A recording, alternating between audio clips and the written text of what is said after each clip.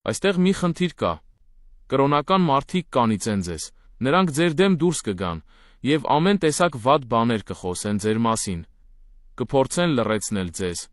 Հիսուսն ասում էր, որ ձեր ընտանիքը կդառնա ձեր թշնամին, և այդ ամենը սկսվելու է, բայց դուք պետք է հասկանաք, որ ստիպված եք լինելու ինչ-որ բանի միջով ճեղքում կատարել,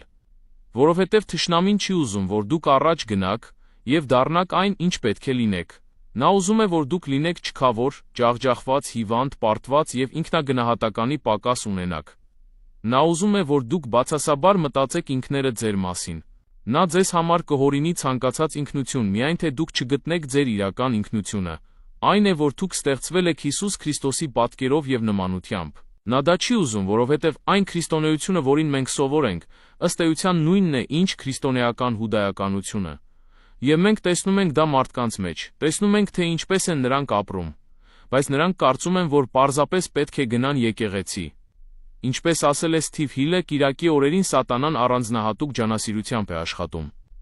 Նա չի խանգարում մարդկանց գնալ եկեղեցի, այլ ընդհակառակը ասում է գնացեք եկեղեցի, որովհետև դա ձեզ կհանգստացնի մի ամբողջ շաբաթ,